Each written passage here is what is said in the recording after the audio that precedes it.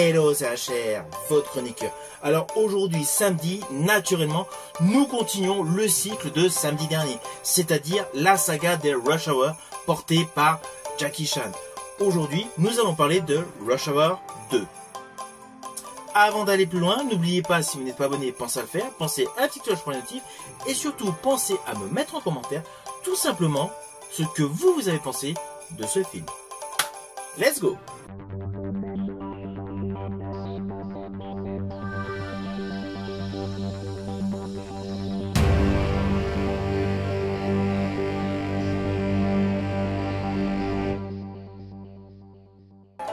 Alors naturellement, ce qui a provoqué l'existence de ce second opus est tout simplement le succès du premier. Ainsi, celui-ci a vu le jour avec la même équipe concernant la réalisation et les scénaristes que Rush Hour 1, avec toujours en vedette Jackie Chan et Chris Tucker, sur l'histoire suivante.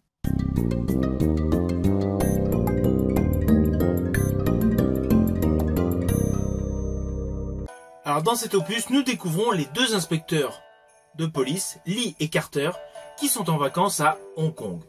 Malheureusement, une bombe explose à l'ambassade américaine, tuant 2 Américains. De ce fait, Lee et Carter vont alors devoir faire leur possible pour régler l'enquête et surtout découvrir qui a perpétré l'attentat.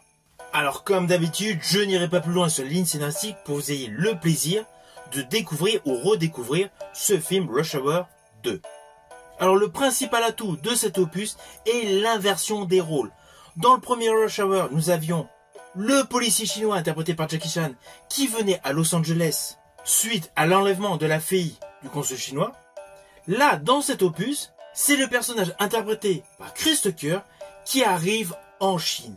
De ce fait, la confrontation, le choc des cultures est radicalement inversé. Le maître des lieux dans le premier film était Chris Tucker, le maître des lieux dans le second film est Jackie Chan.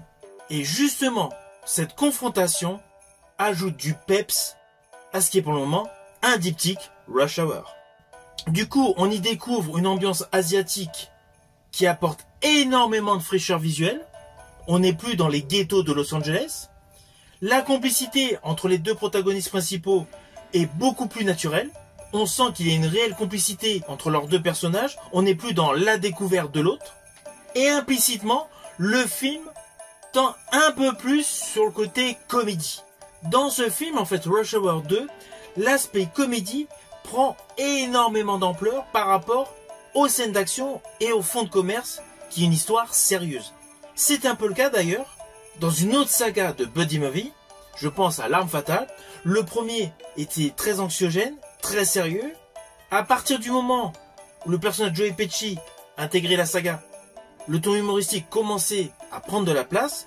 Et dans le 4e opus de L'Arme Fatale, outre le fait des prouesses de Jet Li, la partie comédie a pris énormément de place. Et bien là, dans ce film Rush Hour 2, c'est la même chose. Le côté comédie est beaucoup plus en avant par rapport aux scènes d'action et à la trame sérieuse. Car in fine, il ne faut pas oublier, au début, il y avait un attentat dans ce film. Donc l'histoire aurait pu gagner un petit peu plus sur un côté sérieux. Mais bon, l'objectif pour les producteurs et naturellement du réalisateur Brett Ratner, c'est de mettre en exergue les situations cocasses et surtout le bavardage incessant de l'acteur Chris Tucker. Chris Tucker qui au moment de Rush Hour 2 avait une cote extrêmement élevée à Hollywood. Il y a eu le buddy movie Argent comptant aux côtés de Charlie Sheen. Il ne faut pas oublier que Chris Tucker a également un rôle prépondérant dans le 5e élément de Luc Besson. Chinese girl before? Oh, I got that. Oh, let me get her in the black, her in the pink. Hey, baby, hurry up. What's wrong with you? You don't jump in front of a black man in a buffet line. Lee, what? Now I'm on vacation. Ce film en 2001 a cartonné. Vous connaissez la loi des séries à Hollywood. Film qui cartonne, forcément un film suivant. Et justement, quelques années plus tard, un 3e opus a vu le jour. Mais cela, j'en parlerai la semaine prochaine.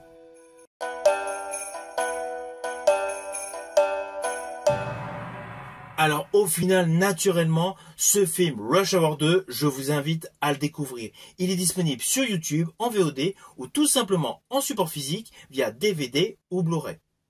C'est un film incontournable D'abord pour tous les fans de Jackie Chan, mais surtout pour tous ceux qui ont apprécié Rush Hour 1.